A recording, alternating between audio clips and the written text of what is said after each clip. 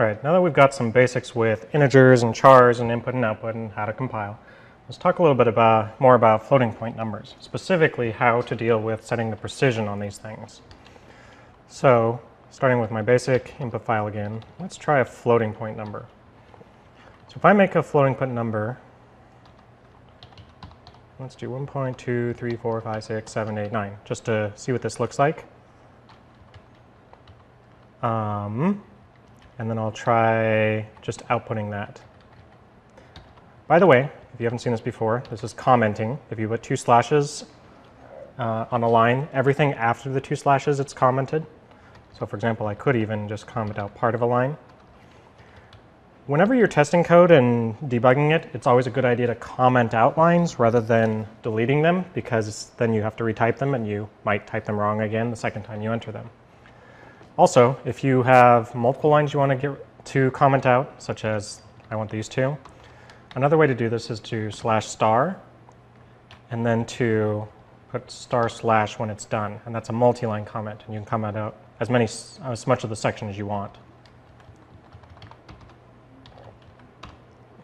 All right, so if I look at this, let's see what this number outputs as.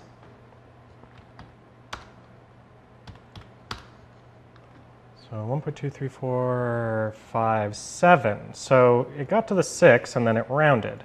So by default, C++ has 6 places of precision. So by the way, let's say I move this decimal point down here. So 1, 2, 3, 4, 0.56789.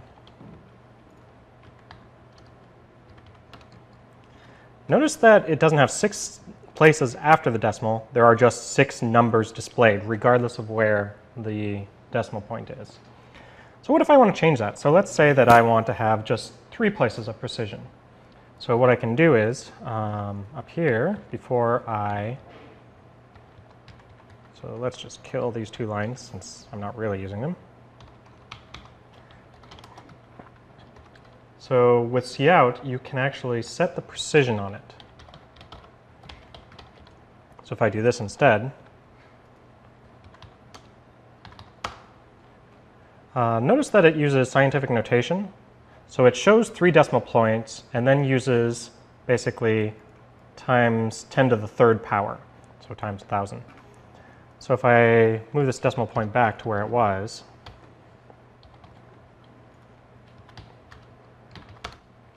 .23.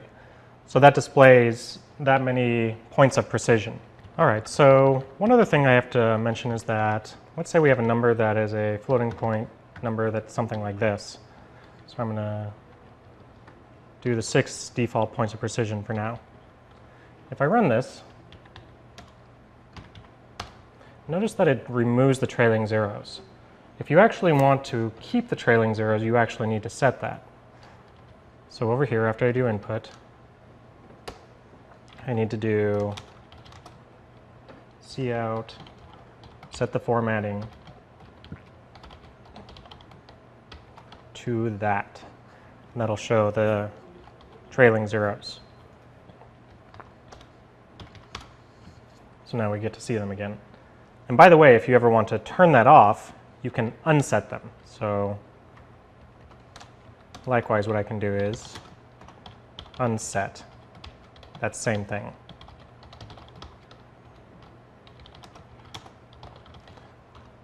So now I'm going to put a return there, unset it, and do the input again. There we go. So another thing that we often want to do is deal with dollars and cents. So how do you deal with money? Well, we need to set the precision, but we need to set the precision after the decimal point. And so there's a couple things you set in here. You're also going to want to keep trailing zeros. So I'm going to want this part here, because if it's 10 cents, I want to show the 10 part of it. The other part I want to do is set the formatting to include fixed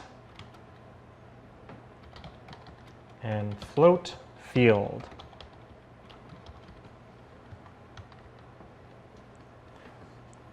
So if I comment these two out.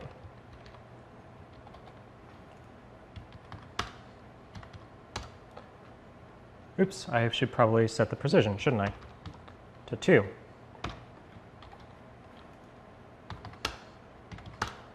There we go.